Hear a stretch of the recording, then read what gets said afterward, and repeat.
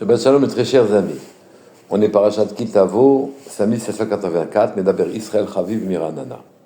La parashat Ki Tavo s'ouvre sur une misa particulière qui est la misa de Bikurim, c'est-à-dire que quand on descend dans son champ et que l'on voit apparaître les premiers fruits, on entoure le fruit d'un fil rouge et la première figue, par exemple, a un statut particulier de Gdusha qui va devenir Bikour, les prémices, et va être offert au Beth Amikdash. Les premiers fruits pour Hachem, en quelque sorte. On peut déjà se poser la question, qu'est-ce que ce premier fruit a de mieux que les autres fruits? Cette figue va ressembler en tout point à toutes les fruits de tout le champ. On répond généralement, c'est le premier fruit, il a une importance primordiale. Dans l'esprit, dans la tête des gens, c'est spécial. Pour nous, le fruit n'a pas une véritable identité. Quand on parle de Maaser, on offre une quantité de fruits à Hachem. Et donc, il faut comprendre ce qui se passe ici. Comment on donne de la Gdusha c'est l'impact de notre pensée, de notre Mahashava, notre intention, notre Kavana, isole un fruit et le rend Kadosh. Mais quand on offre les Bikurim, notre paracha nous dit qu'elle est accompagnée d'un texte qui est très étonnant, qui semble sans aucun rapport avec les Bikurim. Et dans la fin de la paracha précédente, parashat Ki Tetzei, on parle de se souvenir de ce qu'Amalek a fait au clan d'Israël et de ne pas oublier de manière à effacer le souvenir d'Amalek. Le texte qui accompagne les Bikurim est très étonnant. Il commence par les mots Arami Oved Avi, Lavan a perdu mon père, il a été obligé de descendre en Égypte, on y a souffert et Akadosh Baruch Hu nous en a fait sortir. Quel rapport avec le premier fruit de la terre?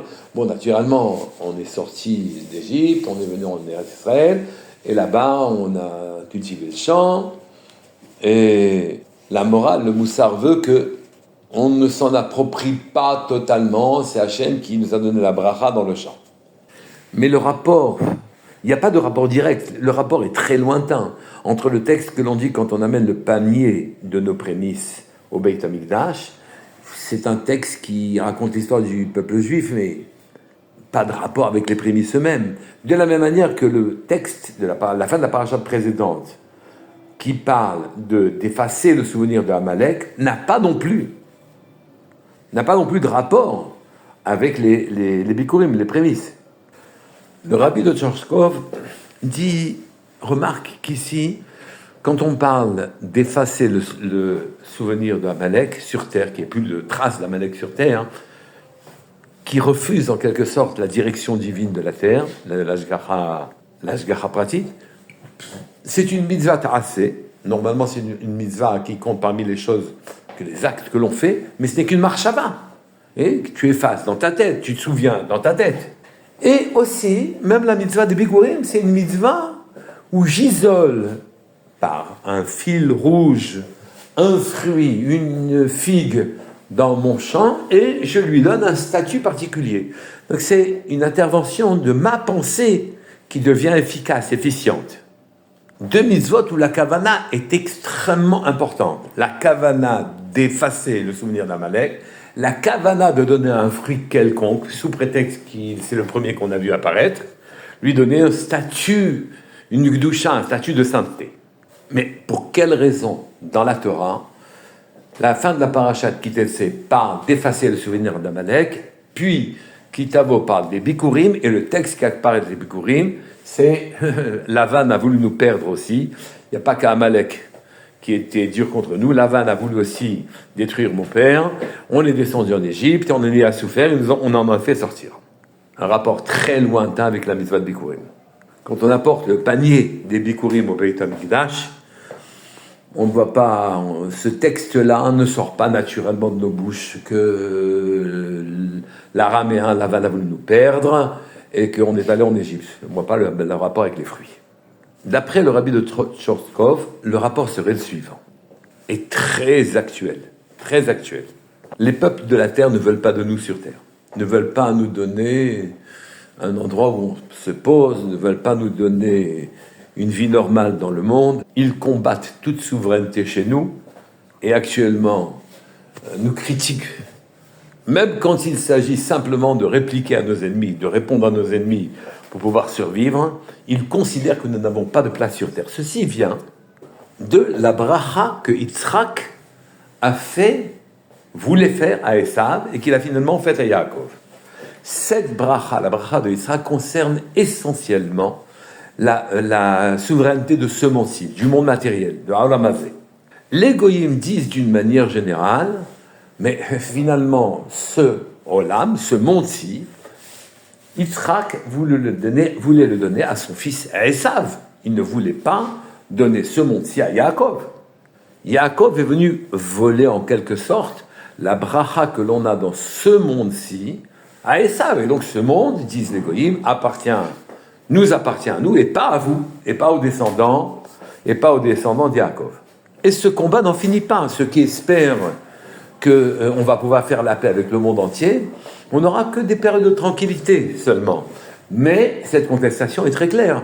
Yitzhak voulait donner le monde à Esav, et pas à Yaakov. Naturellement, on se pose la question de la validité de la bracha de Yaakov, qui a reçu de son père les brachot de ce monde-ci. Est-ce suffisant de se trouver devant son père Yitzhak qui donne des brachot concernant ce monde-ci, se trouver devant lui quand il prononce ses brachot pour que ces brachot lui viennent, même si dans l'esprit de Yitzhak, elle devait revenir à Esav, son frère, et pas à lui. Est-ce suffisant? Si l'on va d'après le Maasé, si l'on va d'après la situation, il y a la personne qui bénit, c'est Yitzhak, la personne qui reçoit la bénédiction qui est en face, c'est Yaakov, évidemment, il a le droit à ses brachot.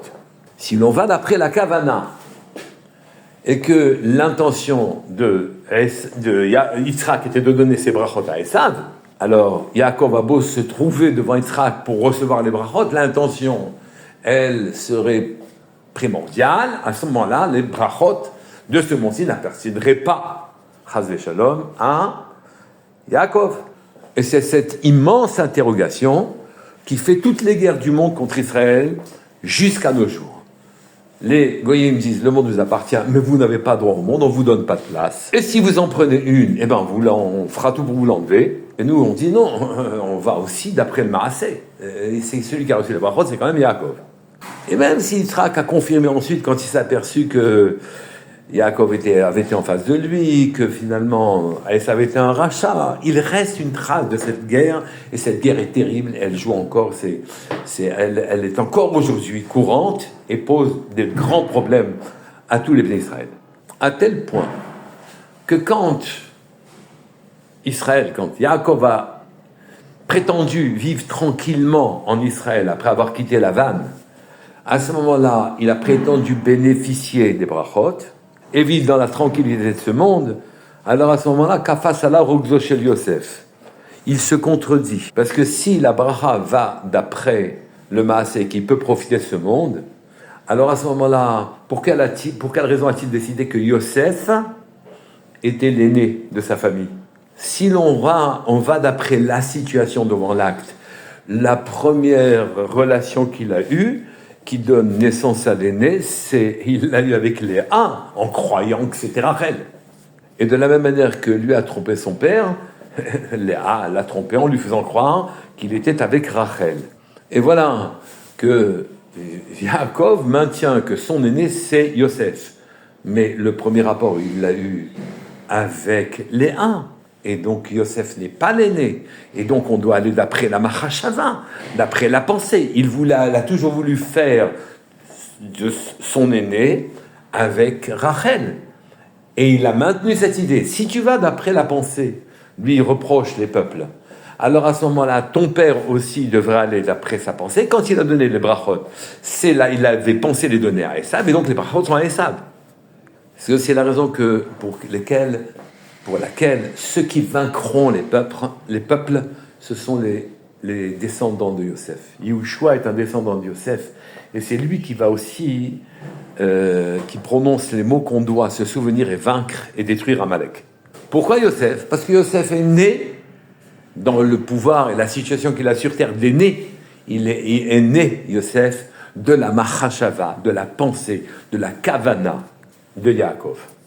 Les goyim viennent en invoquant pour nous faire la guerre que la pensée, la kavana de Yaakov était pour eux, en leur faveur, eh bien, le maître de la Kavana, aussi, Yosef, vient et eux, puisqu'il est né de la Kavana, les descendants de Yosef viendront vaincre les descendants de Esav. Mais ceci ne va plus, on peut aller plus loin. Car en vérité, la mitzvah de se souvenir d'Amalek et de d'anéantir son souvenir, est une mitzvah qui concerne la kavana, la pensée. La mitzvah concernant les bikurim est aussi une kavana, une pensée. Je prends un fruit qui n'a aucune différence avec les autres, et je le rends kadosh parce qu'il est le premier. Une mitzvah de kavana.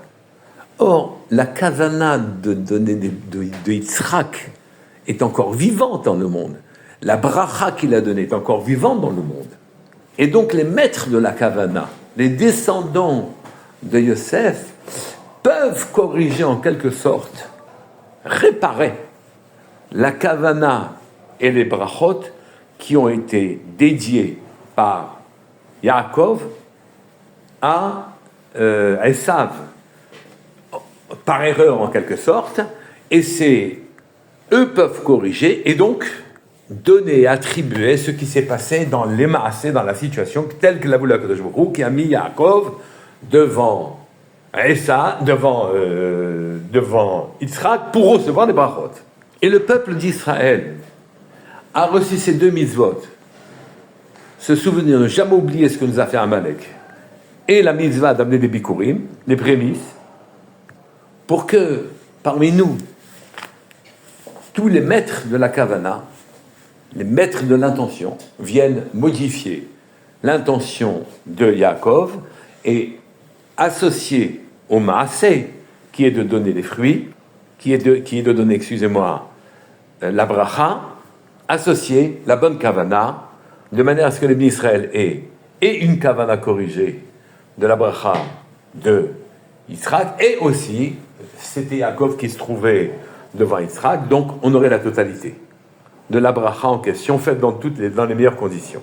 Je pourrais ajouter le maître des kavanot, c'est Akadosh Baruch Hu. Il décide, en envoyant sa lumière, en étant Tsemotin, en la réduisant, que ceci sera un lion, que ceci sera une fourmi, que ceci sera un homme, etc. Donc il fabrique son monde avec sa kavana. Il a donné aux tzadikim la possibilité de donner des brachot, d'avoir une kavana particulière. Et il inscrit la kavana de ces tzadikim dans son monde des kavanot et il modifie la réalisation de son monde en tenant compte des brachot que font les tzadikim. Le fond de la bracha qui a été donné par Yitzhak à son fils Esav dans son cœur, dans sa tête, ça n'a jamais été de venir utiliser le monde pour devenir un rachat, pour le détruire en quelque sorte. Et en intervenant par la mitzvah de Bikurim, en montrant que le Olam Hazé, ce monde-là qu'il a voulu donner à Esav, nous savons comment l'utiliser, nous n'en avons que l'usage, il appartient à Hachem et on lui donne les premiers fruits à lui.